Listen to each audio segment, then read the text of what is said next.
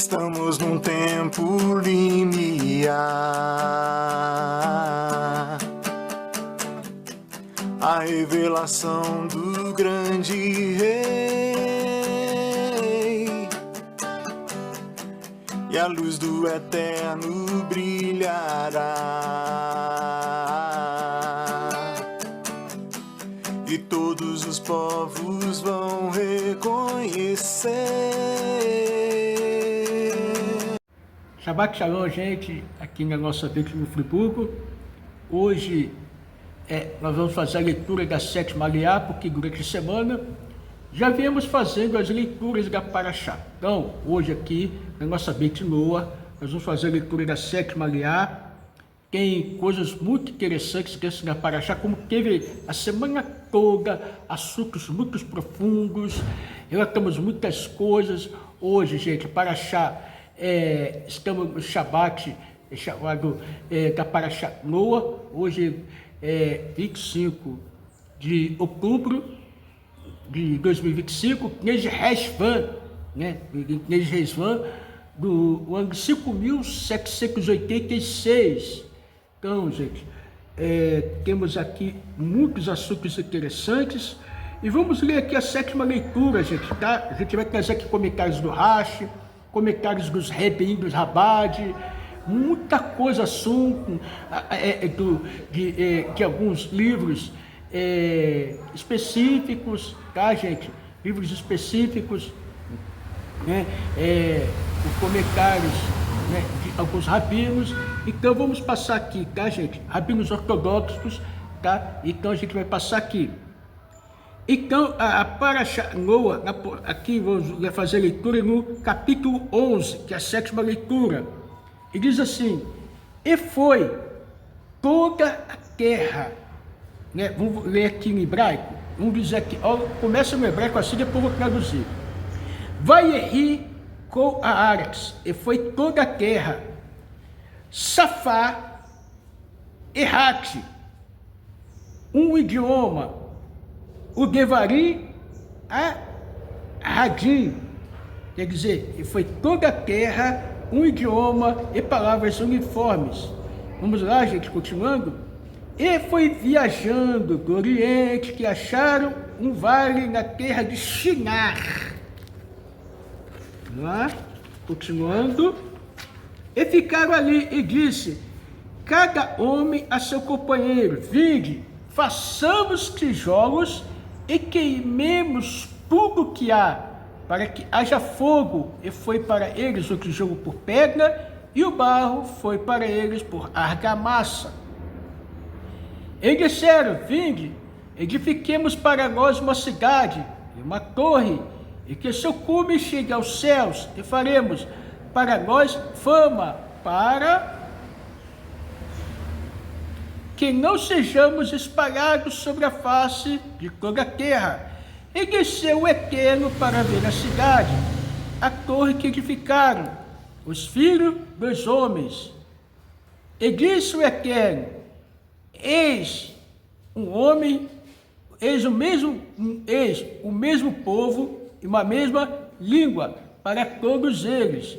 Foi isto que os fez começar a fazer. E agora, nada permanecerá para além do que alcançarem, quaisquer que tenham sido suas intenções.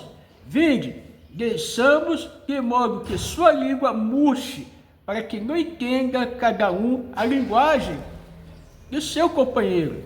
E os espalhou o Eterno dali, sobre a face de toda a terra, necessário de edificar. Por isso chamou o seu nome Bavel, Babilônia, pois ali o Eterno confundiu a língua de toda a terra, e dali espalhou-os o Eterno sobre a face de toda a terra. Estas são as gerações de Shem. Shem tinha 100 anos quando gerou a Arpaxade, 2 anos depois do dilúvio. E Shem viveu depois de gerar Arpaxade 500 anos e gerou filhos e filhas. E Arpaxade viveu 35 anos e gerou Shelah. E Arpaxade viveu depois de gerar Shelah 403 anos, e gerou filhos e filhas. E Shelah viveu 30 anos e gerou a Ever. E Shelah viveu depois de gerar a Ever 403 anos e gerou filhos e filhas. E viveu Ever 34 anos e gerou a Peleg. E Ever viveu depois de gerar a Peleg 430 anos e gerou filhos e filhas. E Peleg viveu 30 anos e gerou a Reu. E Peleg viveu depois de gerar a Reu 209 anos e gerou filhos e filhas. E Reu viveu 32 anos e gerou a Serug.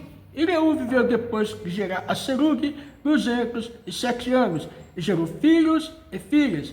E Serug viveu 30 anos e gerou a Nahor.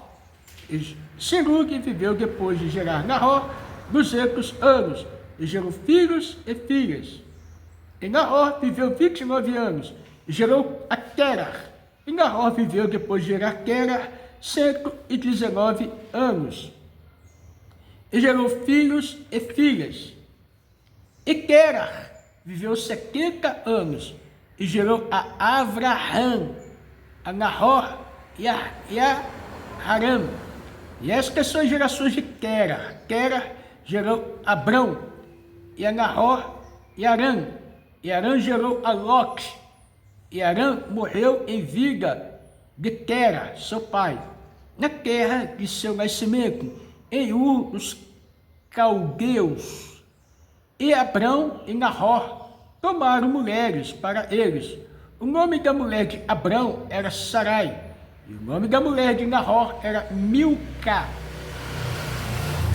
filha de Harã, pai de Milca e pai de Isca, Sarai.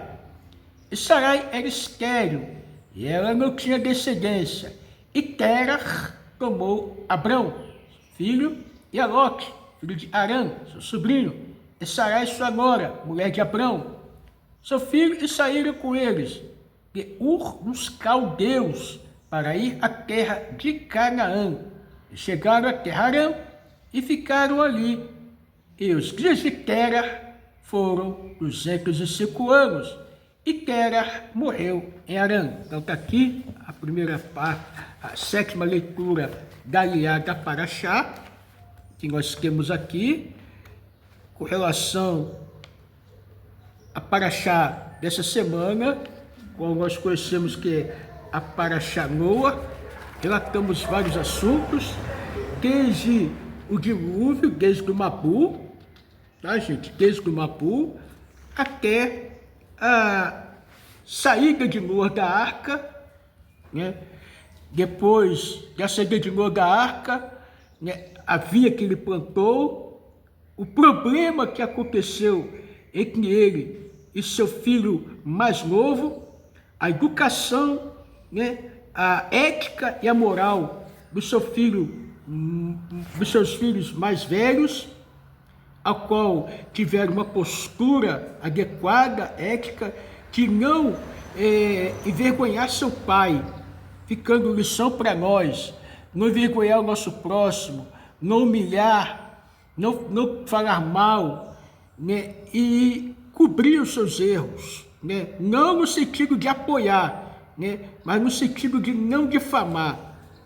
Então, nesta Parashá aqui agora, nesta sétima leitura, né, em Gênesis capítulo 11, aqui nós temos muitos assuntos que foram trazidos aqui pelo Rashi, né, assuntos que foram trazidos dos Rebbe em Rabad, né, eles mantiveram o assunto do Rashi, mantiveram os assuntos do pequeno Midrash, alguns assuntos místicos dentro do Zohar também, mas dentro da Hassidut Rabad, tá, gente?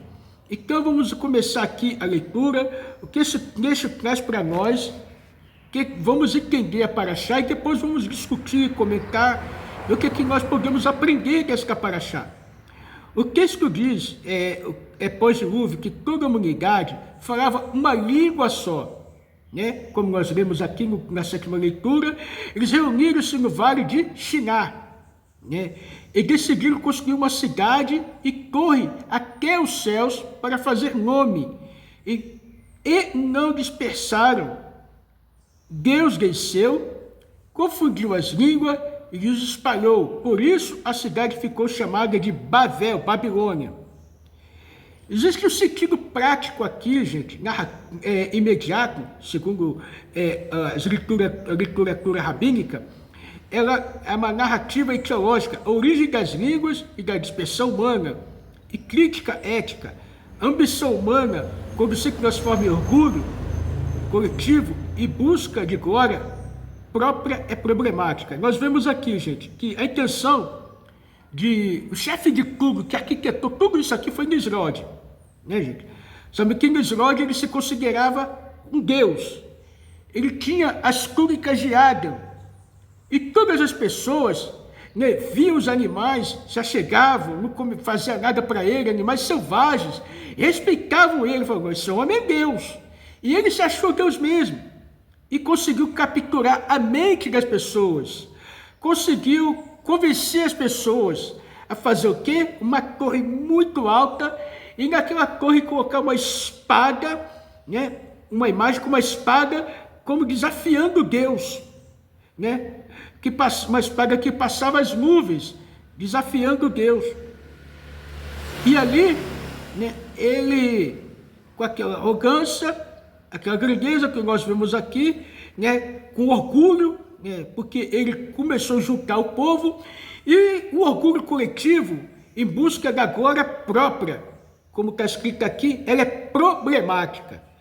Nós vemos isso em muitas gerações, não só ali, né, no próprio Egito, o próprio Faraó, buscando a sua glória própria. Nós vemos Nabucodonosor, né, Nebuchadnezzar, buscando a sua glória própria, né? O rei de Tiro, que construiu dentro do mar uma cidade tão grande, que tinha níveis grandes, né, e comparava como se fosse os 7 céus. Então nós vemos aqui, gente, que existiam na terra, né, não só naqueles tempos passados, mas tempos agora também, existem homens que se acham o próprio Deus, né, e junto ao coletivo, captura a mente no coletivo, né, buscando a sua própria glória. Então isso é problemático. Quando o homem se enche de orgulho, né, nós vemos que a palavra Og, né, no começo dessa paraxá, Og está ligado ao quê? Orgulho, arrogância. E nós, seres humanos, temos que tratar esse Og dentro de nós. Og quer dizer arrogância, aquele que mesmo que com serviço divino, mesmo com tefilá, mesmo com oração, mesmo com estudo da Torá, que mesmo que estude as 7 leis noéticas, que mesmo que dê que sedaká, mas ele ainda consegue se agarrar na arrogância, você consegue se agarrar no seu orgulho, e atrapalhando o plano divino. Então, gente, que tudo que nós fazemos para Hashem, não buscando a nossa kavod, quer dizer, a nossa glória, né? Porque se torna problemático, e nós estamos fazendo o quê? Gravando as bênçãos. Nós estamos sendo canais de bênção, mas estamos o quê? Impedindo do fluxo da bênção descer para esse mundo. Então, gente, no nível mais profundo aqui, alusivo, dentro dos comentários do Rabad, nós temos aqui um episódio, tá, gente? Um episódio muito grande. O objetivo aqui dessa paraxá, o episódio é colocado pelos sábios como preâmbulo, é chamada de Abraão. Depois de uma experiência de secularização humana, surge a oportunidade para a vocação de um indivíduo, tá, gente? E uma família que transformarão esse pulso em missão divina, tá? Então vamos lá, gente. Noé e Abraão. Aqui, o que vem relatar para nós? O Zohar vê a torre como expressão de um propósito comum e mau. Nós vemos, gente, né? O propósito era comum e muito mal. Nós sabemos disso. A manipulação da linguagem sagrada, o uso ilícito de palavras, nomes divinos e, portanto, a necessidade de expressão para impedir a profanação. Nós vemos aqui já que, olha só, eles manipularam a língua sagrada hebraico, eles utilizaram os nomes divinos para seu orgulho próprio. Então, gente, usando os nomes divinos para orgulho próprio, para crescimento, para ter o que? Sua própria cavode. O que a Hashem fez? Não, vamos dispersar todo mundo. Vamos fazer com que eles falem línguas diferentes. Porque tem pessoas, gente, nós sabemos que nós que vemos de outra religião, né? Principalmente aqui nós estávamos, achavam o quê? Que falar língua é uma coisa boa, né? Falar linguagem para lá e para cá. Nós vemos que falar linguagem não é dom de Deus, nunca, nem aqui e nem em lugar nenhum. Linguagens era confusão e Hashem confundiu a humanidade, não deixando seus planos ir para frente. E quantos homens que têm planos, projetos de simulação, de conquista, e não são conquistas boas, mas sim ilusão, iludir a mente e conquistar a mente das pessoas. Mas por esta paraxá, que nós possamos abrir os nossos olhos, a nossa mente, nosso discernimento, porque como está escrito no livro do profeta Sofonias, que todos falarão uma linguagem pura, toda a humanidade falará uma linguagem pura. Não que todos vão falar o hebraico, não, que seja isso, mas que todos vão estar falando que Hashem é um e seu nome é um, e não existe outro Deus. O homem não é Deus, e homem que nasce não é Deus, homem que morre não é Deus, né? Deus não é dois, não é três, ele é um só. Toda a humanidade vai falar uma língua pura, vivendo dentro dos conceitos da Torá e da Sheva Mitzvot Beninoa. Então, gente, uma visão muito clara.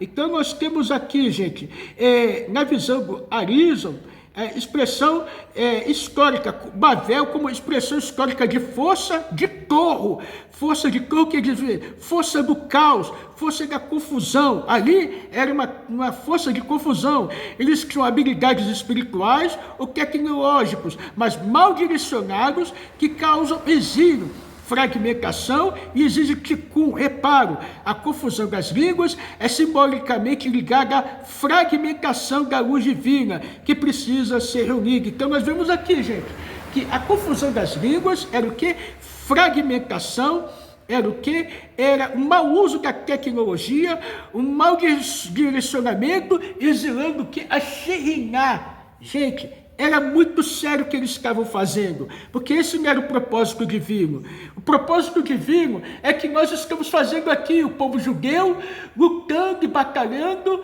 para que o exílio acabe e o povo judeu cumpra o seu propósito na terra, com seus 613 mandamentos, de ser uma nação sacerdotal. Sabemos hoje que Israel é um país laico, mas não será assim. Nós sabemos que Israel foi separado para ser um país de Torá, uma monarquia de Torá. E as nações seguem o exemplo do povo judeu. Então, gente, lutando por esse tikkun, para que a presença de Hashem não fique fragmentada, para que não haja confusão na terra. Então, gente, que hoje estamos aqui lutando para direcionar de forma correta a luz de Hashem. Aqui na Beit Novo Friburgo, nós estamos aqui, como em outros muitos lugares, vários Benenô reunidos, né, em vários lugares do mundo, né, vários Benenô, judeus, nesse dia de Shabat, honrando o Shabat, cultuando a Hashem, né, fazendo fazendo a ligação da chave, né, da chave geral e da luz no tikkun apropriado e verdadeiro. Então vamos lá, gente. O Lashon HaKodesh é uma língua poderosa. É real, quando as línguas, nomes são usados para fins egoístas, isso manipula a força e gera queda. Então o que eles fizeram, gente? Eles estavam manipulando as forças dos nomes sagrados e estavam aqui, em vez de colocar propósitos retos, propósitos sagrados, seus propósitos eram egoístas e estavam gerando o quê? Queda da força. A dispersão A dispersão reequilibra e impede a profanação. Então o que a gente estava fazendo? Dispersando todos eles, a gente estava dando o reequilíbrio, impedindo a profanação do nome dele. Em contrapartida, o trabalho de todo judeu e de todo tzadik, como diz o Rebbe, é recolher as faíscas, elevar o mundo, oposto o da torre. Então, gente, o propósito da torre não era elevar o mundo, né? Não era elevar o mundo. O propósito da torre era desafiar Deus, tá, gente? Desafiar Deus. E usando os próprios nomes sagrados de Hashem. Então, nós vamos ver aqui um resumo, tá? Migdal, Babel, fenômeno em que o potencial unificador da humanidade, linguagem, ciência, organização, torna-se veículo de orgulho e profanação espiritual. A confusão, força, uma correção histórica que repara as nações e cria condições para retificações futuras. Tikkun, recolhimento das faíscas. A Hassidut Chabad, gente, ela traz um enfoque psicológico prático para nosso interior. A trajetória conceitual, Chabad enfatiza que o intelecto transformador, Hormar, né, que vem sabedoria, Binar, conhecimento, Binar, entendimento, Gaat, que é conhecimento, a ideia de que insights espirituais devem levar à interiorização, Itbonenut, e depois ação. No caso de Babel, a lição racítica foca em duas contrapartidas: perigo perigo dos nós, coletivo sem alma, unidade social sem finalidade, divina vir idolatria, fazer nome próprio. Então, quer dizer, quando a humanidade, tá, gente? Quando povos e nações se reúnem sem uma finalidade, vira idolatria. Quando a humanidade se reúne para fazer, né, suas próprias intenções, da sua própria cabeça, com finalidades, sem temor a Hashem, se torna idolatria. Então, gente, nós estamos vemos hoje muitas nações com a finalidade de idolatria, desafiando Deus, desrespeitando os mandamentos da Torá, desrespeitando a Sheva Mitzvot Benenoa, indo contra o povo judeu, indo contra a unicidade de Hashem, e muitos falam até do nome de Deus ainda. Então isso é o quê? Idolatria, finalidade própria. Agora, chamado à unidade verdadeira. A verdadeira unidade não é homogeneidade posta, mas harmonização das diferenças a serviço do divino. A missão de todo judeu e de todo tzadik é transformar a diversidade humana em sinfonia de santidade. Não adianta, gente.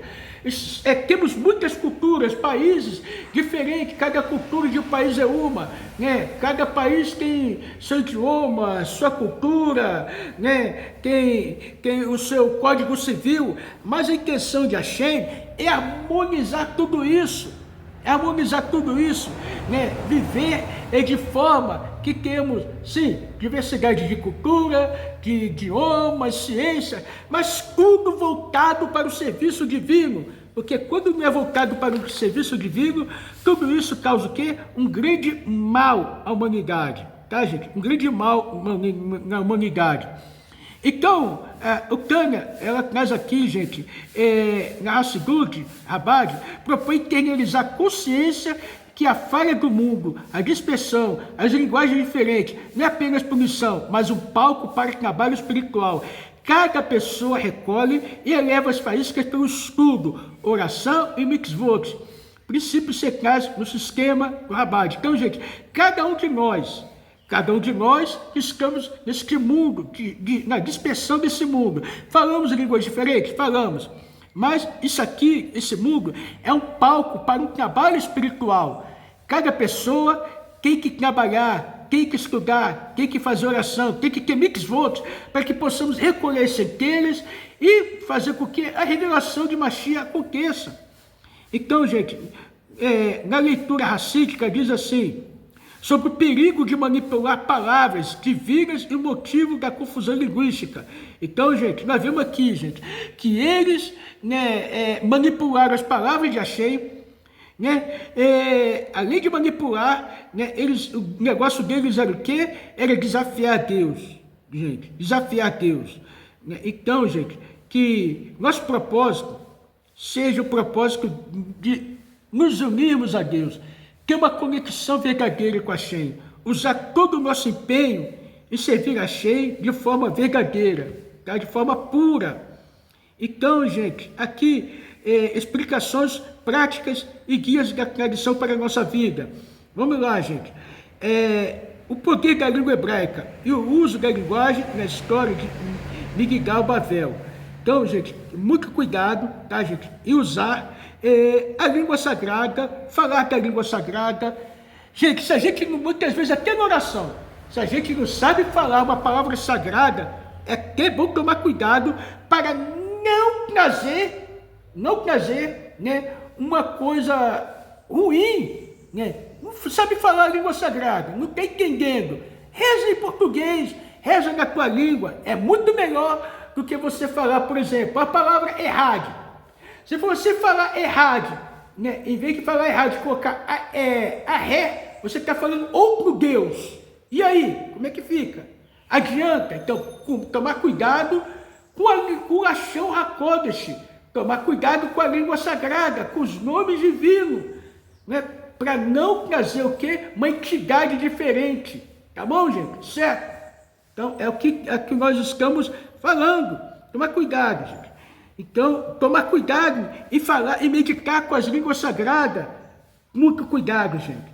Cuidado, porque hoje está um panteão na internet, né, no YouTube, Instagram, né, WhatsApp, tem um panteão de gente por aí, né, tem um monte de gente por aí ensinando meditação com o nome sagrado, com isso, com aquilo. Será que você está preparado? Será que nós estamos preparados? Será que Benenoa, Batinoa está preparado para fazer meditação com o Lashon HaKodesh, com as línguas sagradas? Será, gente? Está preparado?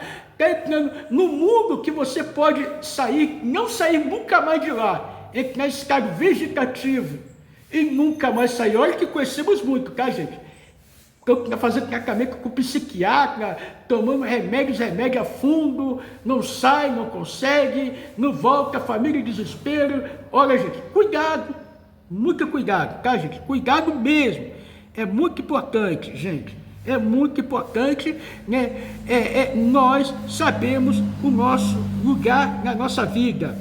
Então, gente, o Rabat está trazendo aqui, tá, gente? Os estudos racídicos estão trazendo aqui, dentro, reflexões, tá? Aplicações éticas e espirituais. Unidade sem propósito é vazia. Unir as pessoas para o bem comum é sagrado. Unir por glória própria é destrutivo. Língua, poder, criador, em hebraico, palavra e realidade estão ligadas, por isso a responsabilidade em como falamos. A dispersão é oportunidade, exposição às línguas e culturas diferentes, cria possibilidade de emenda. Cada pessoa pode reunir e elevar aquilo que encontra. Isso é uma noção de tikkun. Então, gente, aqui tem uma história dos Rebbe, do Rabat.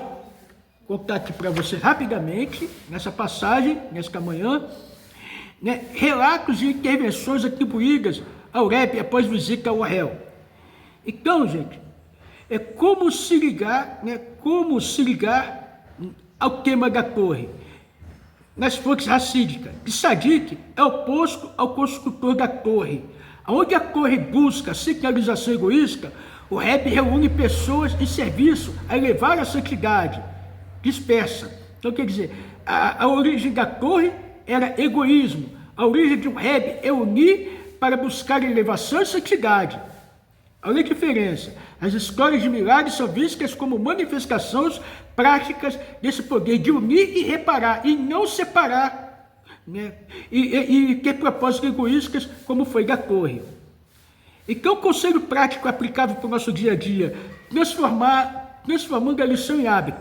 Fale para construir, não para vangloriar. Antes de falar em público ou em grupo, pergunte se isto une, eleva ou impressiona e signaliza. Ligado ao poder da língua. Então, gente, está aqui para nós, tá, uma lição prática, que antes de nós falar, perceber se aquela fala está construindo, se ela está sendo por vanglória. Antes de falar em público, pergunte a si mesmo se ela se está unindo, elevando ou impressionando ou centraliza de uma forma que não é adequada. Isso daqui é muito bom para nós, tá, gente?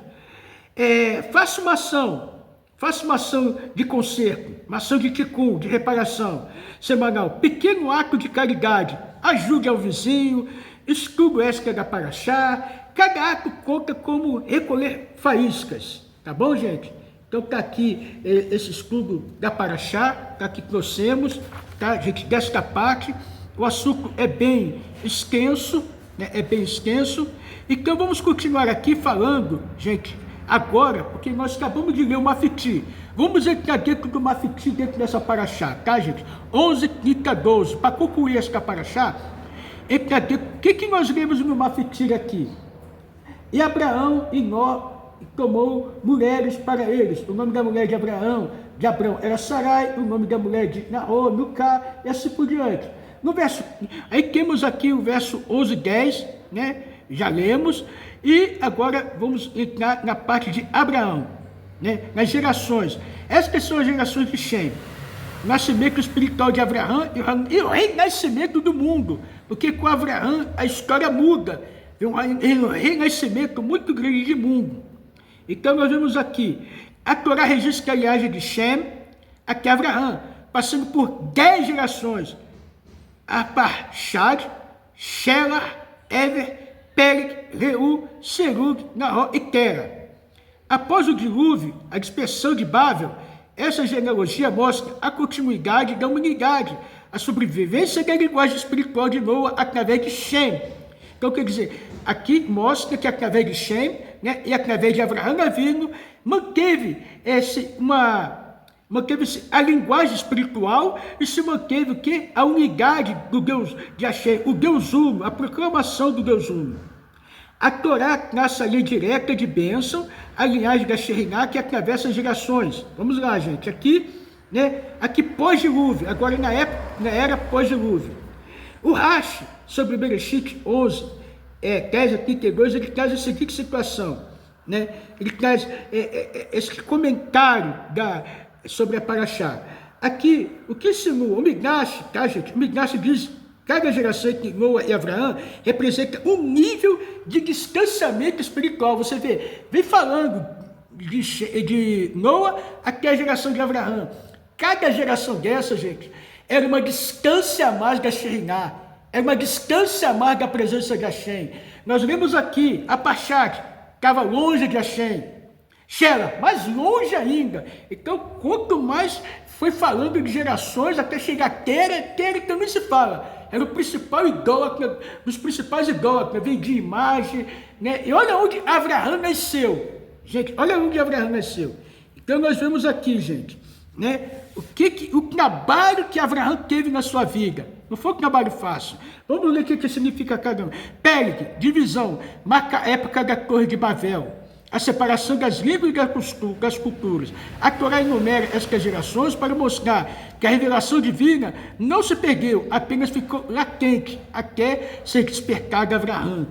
Então, gente, aqui no Midrash, tá? Bereshit Rabbah 37:1, estas gerações são de Shem, cada um foi diminuindo a luz até que Abraão a reacendeu. Tá, gente?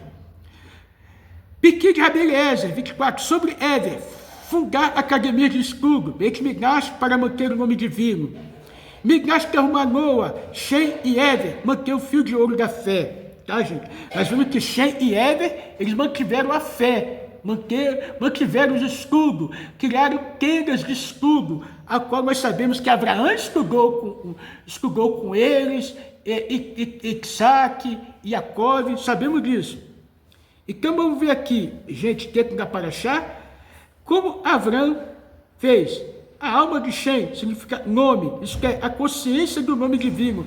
Nunca se perde, pode parecer silenciosa, mas desperta quando alguém busca verdadeiramente. Então nós vemos aqui, gente, que o Zach Luria, ele diz, aqui um mapa agradecido da presença de Hashem, essa questão é a geração de Shem, Shem é a raiz da Midat Aresk, Kilion, atributo superior de bondade. Então nós vemos aqui, Shem, origem espiritual, essa de Atsilut, Avraham, manifestação física da bondade no mundo de Asiá. Então tem muita coisa para nós falarmos aqui, tá, gente, de cada geração. Vamos falar aqui, gente. Shem, nome que simboliza reconhecimento do nome divino. Apachad, simboliza fraqueza espiritual. Rafar, Ka, enfraquecer a força. Shelah, vem de Shalia, mensageiro, o despertar da missão. Ever, o retorno à travessia da correnteza do mundo. Peleg, o momento da divisão interior, quando a pessoa sente conflito entre o corpo e a alma. Reu, do verbo ver, a alma começa a perceber o divino. Serug, Nahor, Terra, estágio do refino, do ego da idolatria interior. Avraham, o despertar final, o amor incondicional a Deus que transforma tudo. Que possamos na nossa vida, gente, buscar esse amor incondicional, esse amor que transforma tudo, esse amor que faz tudo bem composto, para que o mundo seja um mundo melhor. Gente, tem muita coisa aqui para nós falarmos, mas vamos continuar aqui, porque essa paraxá, ela tem algo que vai muito à frente, mas que possamos, gente, ter dentro de nós a consciência plena da unidade de Hashem, a consciência plena da bondade e da piedade de Hashem. Cada geração é uma alma nova, no mesmo corpo coletivo de Israel. Assim como Shem, Avraham, Tzadik, desperta a alma coletiva sob nova forma. Vamos lá, gente. O Rebbe de Lubavitch, ele diz aqui, Shem e Avraham, a continuidade da luz divina através das gerações dos líderes espirituais. Ele não substitui o divino, mas canaliza sua luz ao mundo material, como fez Avraham. Então, gente, que cada um de nós possamos canalizar a luz divina conforme ela é correta. Não vemos como a geração da Torre de Babel, que não canalizou a luz divina, os nomes divinos de forma correta. Mas Avraham e Shem e Avraham, foram aqueles que mantiveram o nome, a luz divina, de forma correta na terra. Então, gente, através de Avraham, nasceu um novo despertar, que possamos, através dessa paraxá Noa, ter um novo despertar, para que possamos, através da Sheva, das 7 leis de Noa, fazer o mundo melhor, e assim trazer a revelação do verdadeiro Mashiach. Esta é a paraxá. Agora vamos para a Haftarah da paraxá Noa. Gente, tudo de bom.